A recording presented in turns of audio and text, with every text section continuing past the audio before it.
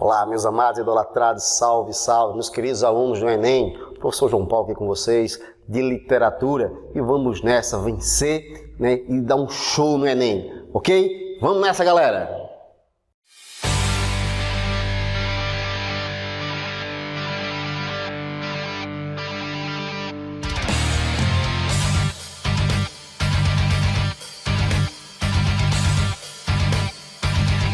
Vamos lá trabalhar hoje em literatura gêneros literários, tá bom, pessoal? Rapidamente, gêneros literários são as várias formas que a literatura tem de se manifestar. Simples demais, certo? A literatura pode se manifestar de maneira por poesia, ela pode se manifestar por uma narração, por uma história, né? Ou uma peça teatral, tá certo? Que são gêneros clássicos que nós vamos falar para vocês daqui a pouquinho, tá bom? Então preste atenção aqui no que são gêneros literários, tá bom? Então, na antiguidade, o Aristóteles ele classificou 3 gêneros, são gêneros clássicos, que são o gênero lírico, o gênero épico e o gênero dramático, ok? Coisa simples, coisa rápida, que é fácil de entender. Vamos lá. Gênero lírico, esse é o gênero da poesia. Mas por que se chama assim, gênero lírico, pessoal?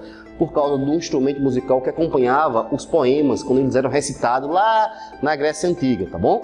Que era um instrumento que geralmente a gente vê imagens de anjos tocando, né?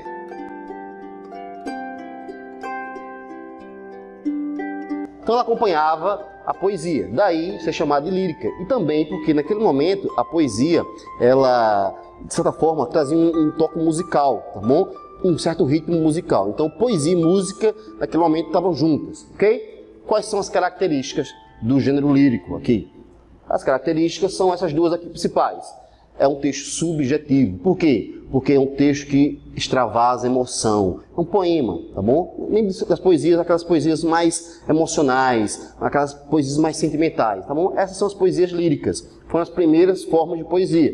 Então, a primeira delas é a subjetividade. É um texto subjetivo. Isso quer dizer que existe uma emoção por trás, existe um sentimento. E a outra característica é um nomezinho famoso, que é o chamado eu lírico, tá bom? O que é o eu lírico? É aquela voz que expressa as emoções. Quando o poeta ele escreve um poema, ele pensa certo, em emoção e pensa mais ou menos em alguém, né, que vai expressar essas emoções. Essa voz que naquele momento está expressando as emoções de um poema é o que nós chamamos de eu lírico, tá bom? O eu lírico, então, é essa voz que expressa as emoções de um poema. Só que, ó, presta atenção aí. Olha para cá, o eu lírico ele é diferente do autor, tá bom? Eu lírico é aquele que expressa as emoções de um poema, a voz que expressa as emoções de um poema. O autor é quem escreve o poema. Quer um exemplo legal, certo?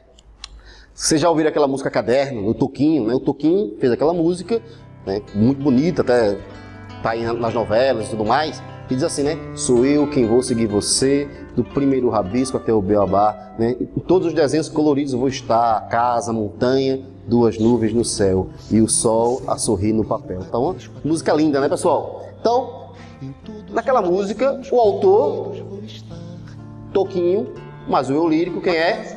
Isso mesmo, o eu lírico da música é o caderno, porque é o caderno falando para uma menina, expressando as emoções dele. Sou eu quem vou seguir você, do primeiro rabisco até o beabá. Sacou aí, galera? Então, eu lírico, ele é diferente de autor.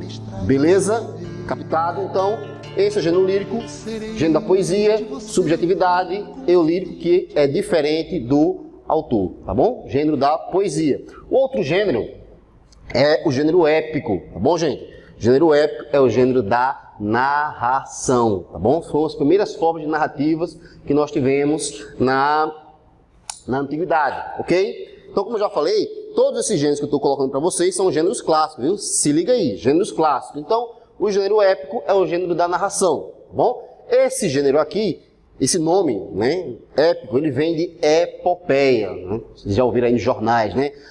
É um acontecimento épico, tá bom? Então, o que eram as epopeias? Eram as grandes narrativas que nós tivemos na Antiguidade, e lá na Antiguidade tivemos 2 principais, que são a Ilíada e a Odisseia, tá bom? A Ilíada que narra as aventuras de Aquiles na Guerra de Troia, e a Odisseia que narra as aventuras de Ulisses. São as duas famosas epopeias lá do Homero. Você que estuda história aí, né? Vocês vão estudar a história antiga e o período homérico. Então, o período homérico é justamente o período em que essas epopeias, as famosas epopeias, foram escritas, na verdade, foram difundidas, tá bom? Ok, gente? Então vamos lá.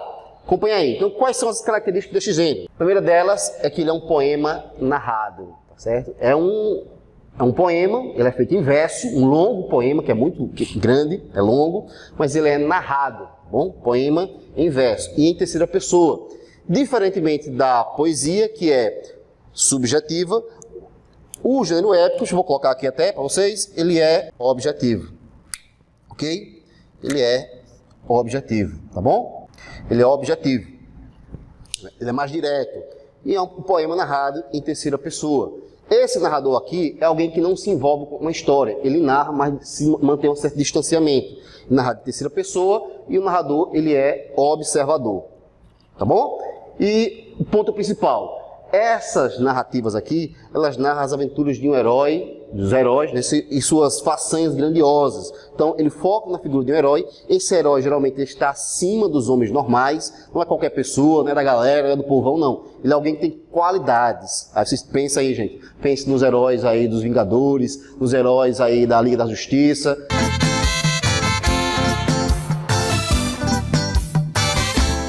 A mina reclama que não é brega, mas não para, não sossega. Rota baiana só vive em confusão. Nos anos 70 foi pro Rio de Janeiro, em pleno fevereiro, na praia de Ipanema. Diz que foi Miss Verão, se mudou para São Paulo e andou pelas esquinas. Entrou na publicidade, foi...